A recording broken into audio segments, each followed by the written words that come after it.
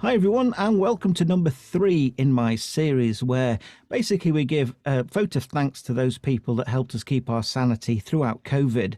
A lot of us were locked down, had nothing to do, and there's certain special individuals who basically made a difference. Well, they did in my mind. Today, I'm absolutely delighted to be with the one and only Mr. Petey Mack.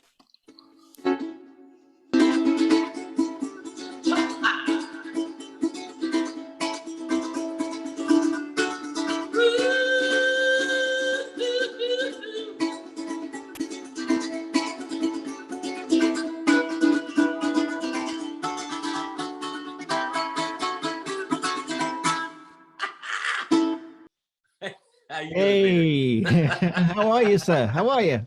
I'm okay. I'm doing good. It's a beautiful day here in the South, down in Tennessee. So I'm enjoying it.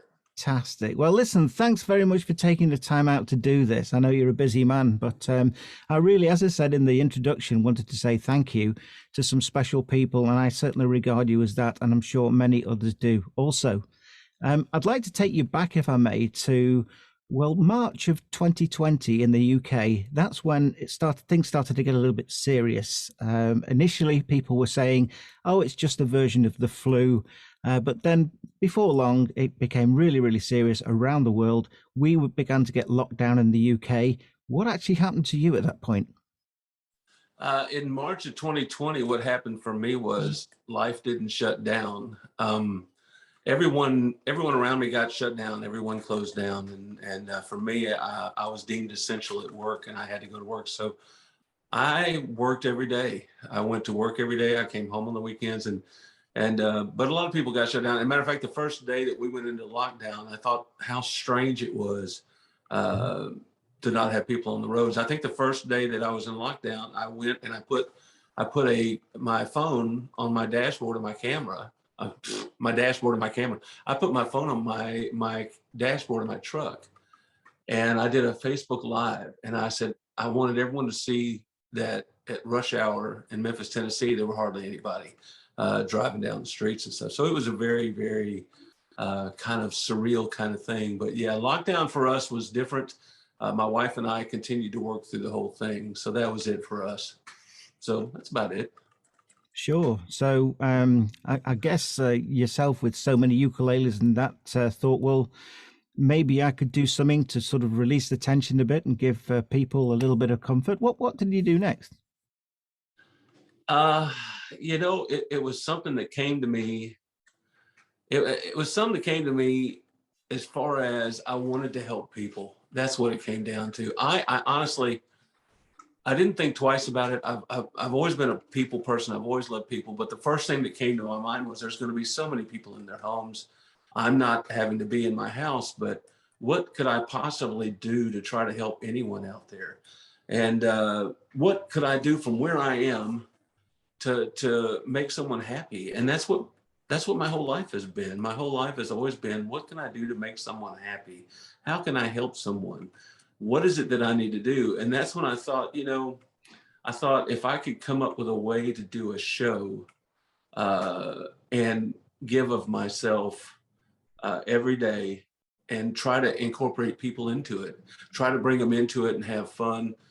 Maybe I can help just a little bit. And that's kind of, it goes back to when I was a child. When I was a child, my mom said the best way to form unity, if you want people to be together and you want to have a community, the best way to provide unity is to give service to your community. So I've been doing it since I was a child. And this was just another aspect of it. But that's where I found myself doing it. And I thought if I could do an hour show every day and people come and they can get a little bit off their mind, just something to help them change the events of the day being in the house, then I'm going to try.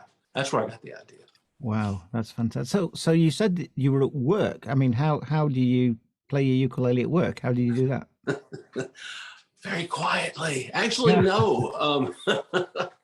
Okay, it's funny for me. What I did was, it's all technology, but through technology and Facebook, you can go live. And I had my phone and I had a ukulele at work. And what I would do is I would give up my lunch hour every day. And on the weekends, my wife joined me. my wife joined me, and we would just have a ball. And I'll tell you something too. It's things that happened through this whole last year, and even after that, things that happened. I never realized that it's so strange. But you can fall in love with people that you've never met. Mhm. It's this whole community of ukulele players and non-ukulele players. We have people coming to our group and our little community that will never play a ukulele, but they came and sang and had fun, or maybe they just joined in and talking. And as the days and weeks went on, people were talking with each other.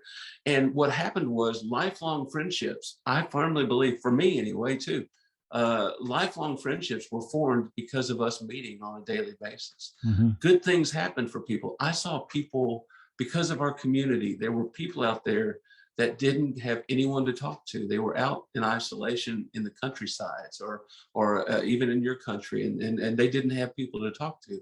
So behind the scenes, we went behind the scenes and said, "Hey, can you love to talk. You want to call and talk with somebody?" And we started having this community behind the scenes where Mm. people were calling and checking up on each other on the phone, people they didn't Wow. even know. Mm. And they're making this community behind the scenes where they're checking on each other and providing happiness and joy to someone they've never met. But now Mhm. they are lifelong friends. They have formed this friendship just because of a ukulele. That's Isn't what it it ended up amazing? being. Yeah. It is for me. And Yeah. I mean, if I ever have something that I could say that, well, if I was forming a legacy, if I was doing something like that, if I knowing that there are people out there that have become friends and care about other people in the world because of something that I did, Mhm. I think that would be an honorable legacy, don't you? Absolutely, absolutely. And this is why I definitely wanted to interview you, because so many people relate to you and the way you gave up your own time. I mean, your dinner hour. And I mean, how many of these did you actually do? I ended up doing 400 days straight, and No. 400 days straight, and the only reason I ended up stopping, because we're still basically there. COVID hasn't left. I mean, I know people are going out and doing things. I personally, I was in a ukulele festival this weekend, and it happened, and it was so nice to see people and things like that. But people are still afraid, and so. But the only reason I quit was somewhere around the third month of doing what I was doing, my right hand started hurting, and I realized that a lot of people may know this, a lot of people may not know this, but I wasn't just giving of myself an hour daily. Um, Throughout the week, and not only that, but part of the problem I had was I was trying so hard uh, to do a performance that I was probably putting 120% into playing my ukulele, Hmm. and the action of my wrist, the way that I strum, eventually my hand was swollen and it wouldn't go down. Hmm. And that was after the third month. And I continued. Right. And a lot of people don't realize that not only was I doing the hour show, I was also doing an hour show extra on Sunday. But not only that, every week I was volunteering for my library system, doing videos or Zoom meetings or anything that I could do to get people together. Me and Denise, my wife, at one point, we were trying to have our jam sessions that we used to have on Tuesday night. We tried that for a few months. I did videos and different things for children that could no longer get visitors at the hospitals. Mm. I would try to do weekly videos and send them in, and so not only that, but for like our children's hospitals here and the libraries and things like that, I was actually doing quite a bit. Mm. I wouldn't change it for anything. I wouldn't go back and say I wouldn't do this or I wouldn't do that. I would still continue to do it, even with my hand. I have What ended up happening was on the 400th show, I couldn't take it anymore. I couldn't do it anymore, Mm. and I actually gave up playing for a while to try to get my hand to heal. And my hand is still, it's probably not great.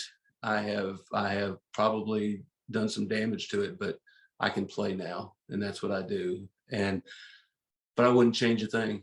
If I had to go back, somebody said, "Hey, if you go back and let's go back in time, jump back in time, would you change anything?" I wouldn't change a thing. Right. I've met some of the nicest people. I've made some of the best friends. Hmm. I've done some things that for me, I was very proud of. And hurt hand, not hurt hand, whatever, if I couldn't play the ukulele again, I would still be proud of the friendships that I've made and the friendships that other people have made. So good stuff. It's good stuff when you think about it. But let me add this too. I want to put this in here too, because a lot of people give me a lot of credit, and I feel sometimes they give me too much credit. When you first asked me to do this, I told you the very first response was that there are other people that have done way more than me, and You there are did say people that, that put yeah. themselves out there. Yeah. Mm. And let me say this and have this on record too. There are some musicians out there. Victoria Vox, you mentioned her and Jack in the Box. They put out free shows weekly. Little Rev for a while was doing free shows.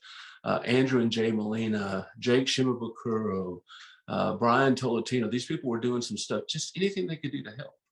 And I think all that is so admirable, and I admire those people for doing that.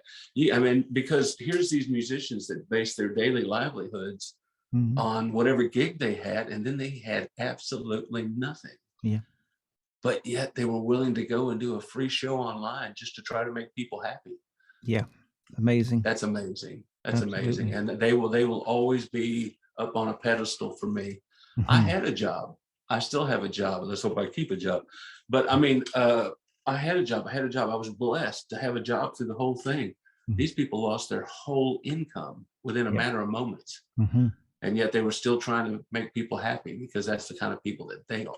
So that's why I was kind of saying, I did a daily show. I had a ball. I got to meet a lot of people, but there are people out there that actually were sacrificing, trying to find a way. You know, they should have been out trying to figure out. In my mind, it's like they got to be panicking. They're not making any money, but they're still trying to make people happy.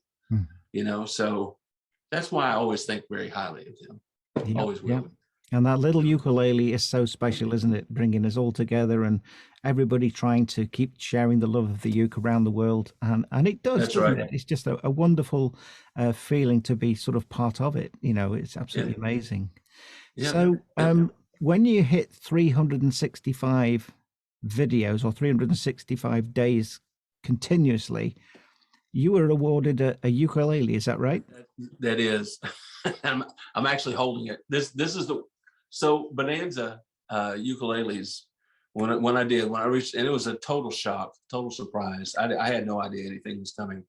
I was excited that it was a year, but they gave me this ukulele, and wow. This I don't know if you can see it. I'm gonna try, but it says ATUT 365 Bonanza.